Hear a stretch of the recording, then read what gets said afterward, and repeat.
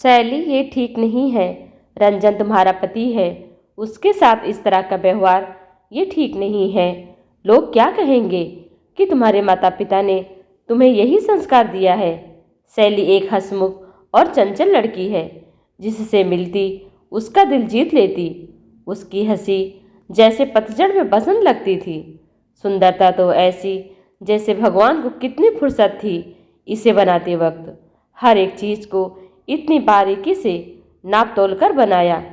रंग जैसे चांदनी की किरण सी उजली, आंखें तो ऐसी कि कोई देख ले तो बस देखता ही रहे। रंजन की माँ सावित्री देवी ने उसे एक समारोह में देखा था।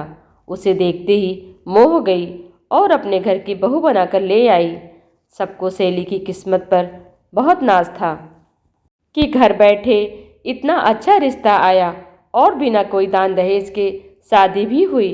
और ये अलग बात है कि शैली के पिता ने अपने हैसियत से बढ़कर किया सब, पर इस बात से खुश थे कि बेटी वहाँ राज करेगी।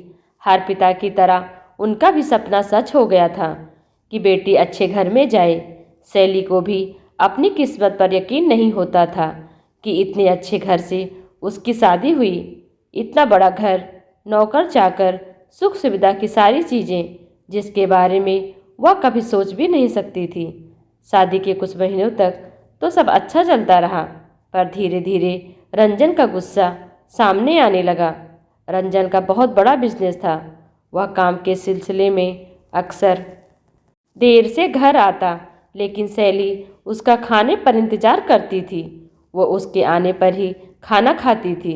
रंजन जब घर आता तो हमेशा उसका मूड खराब रहता। छोटी छोटी बातों पर देर रात हंगामा कर देता।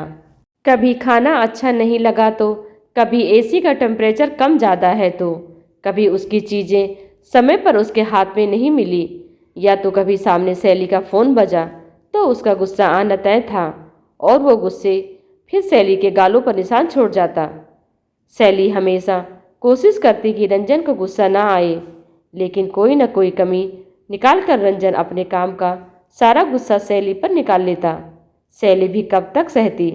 आज उसने रंजन को जवाब दे दिया उसी की भाषा में, तो उसकी सास सावित्री देवी आग बबूला हो गई कि पत्नी का यही धर्म है।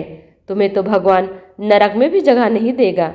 इतने बड़े घर में शादी होने के लिए लड़कियां व्रत उपवास क्या क्या नहीं करती, और तुम्हें तो बैठे बिठाए मिल गया तो कोई कदर नहीं है पुरुष की। काम के टेंशन में गुस्सा आ जाता है और तुम कौन सा कम हो, क्यों उसकी ज़रूरतों का ठीक से ध्यान नहीं रखती हो। पत्नी का फर्ज नहीं निभाओगी तो क्या वह तुम्हारी आरती उतारेगा। माँ जी, आज आपको बहुत बुरा लगा। जब इतने दिनों से मेरे साथ हो रहा था तो आपके मुंह से एक शब्द भी नहीं निकला कि रंजन बहू को क्यों मारता है।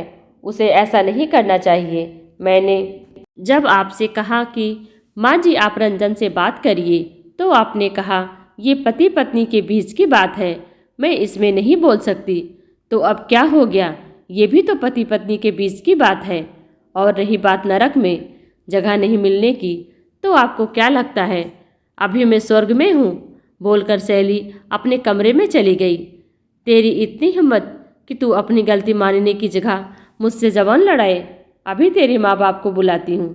यही संस्कार दिए हैं अपनी बेटी को। गुस्से में सावित्री जी शैली के माता पिता के पास फ़ोन लगाने अपने कमरे में चली गई। सावित्री जी का फ़ोन उठाते ही शैली के माता पिता तुरंत शैली के ससुराल पहुँचे। सावित्री जी ने सारी बातें मिर्च मसाला लगाकर बताई, जैसे रंजन की कोई गलती ही ना हो। सावित्री जी की बातों को सुनकर शैली के माता पिता ने भी शैली को ही दोषी मान लिया और शैली पर ही बरस पड़े। शैली की माँ ने कहा, बेटी क्या हमने तुम्हें यही संस्कार दिए हैं कि तुम अपने पति पर हाथ उठाओ? क्या हमने तुम्हें इसलिए इतना पढ़ाया लिखाया तुम अपने पति का सम्मान ना करो? क्या कमी है रंजन में? बस यही कि उसको गुस्सा ज़्यादा आता है। किस मर्द को गुस्सा नहीं आता? क्या तुम्हारे पिताजी कभी गुस्सा नहीं आता? क्या मैंने कभी उन पर हाथ उठाया? और अगर रंजन ने तुम पर कभी गुस्से में हाथ उठा भी दिया तो ये पति का अधिकार है। क्या तुम इस बात को इग्नोर नहीं कर सकती हो? अगर इस तरह से तुम भी करती रही तो तुम्हारी गृहस्थी कैसे चलेगी? माँ पिताजी, ये एक दिन की बात नहीं है। हमारी शादी के 1 साल हो गए और इस 1 साल में मैंने शायद ही कोई दिन बिना थप्पड़ खाए बिताए हो। और जब भी आप लोगों को बताया तो आप लोगों ने ही मुझे एडजस्ट करने की सलाह दी। कभी रंजन से बात करने की कोशिश नहीं की। क्या पति का अधिकार सिर्फ उस पर हाथ उठाना, उस पर अपना गुस्सा निकालना है? क्या पत्नी का कोई भावना नहीं? क्या उसका कोई वजूद नहीं? क्या वो इंसान नहीं? उसे दर्द नहीं होता? या उसे जानवर समझ लिया जाता है जिसे जब चाह पीट लिया? जानवर भी अपनी सुरक्षा के लिए पलट कर जवाब देता है। तो मैं तो जीती जागती इंसान हूँ, कब तक सहन करूँ? और आप लोग ही तो शादी से पहले कहते थे कि गलत करने से ज़्यादा गलत सहना है। अब जब मैंने अपने आत्मसम्मान के लिए कदम उठाया तो आप मुझे शेरनी से चूहिया क्यों बनाना चाहते हैं? माँ पिताजी, अब मैं और नहीं रह सकती ऐसे इंसान के साथ। शैली ने अपने माता पिता से कहा, बेटा लेकिन तुम्हारी छोटी बहन की शादी होने वाली है। ऐसे में तुम अपना घर छोड़कर मायके आ जाओगी तो वो लोग क्या सोचेंगे छोटी के बारे में? कहीं इस वजह से जानबूझकर उन लोगों ने रिश्ता तोड़ दिया तो? क्योंकि ऐसी बातें छुपती थोड़ी ही हैं। हम समाज में क्या जवाब देंगे? शैली के पिता ने शैली को समझाने की कोशिश की। अगर तुम में इतना ही घमंड है तो निकल जाओ इस घर से। इस घर में तुम्हारे लिए कोई जगह नहीं है। अब बाहर जाकर धक्के खाओगी तो अक्ल ठिकाने आ जाएगी कि कितने ऐशो आराम से रहती थी। अपने घमंड में तुम खुद अपनी जिंदगी खराब कर रही हो।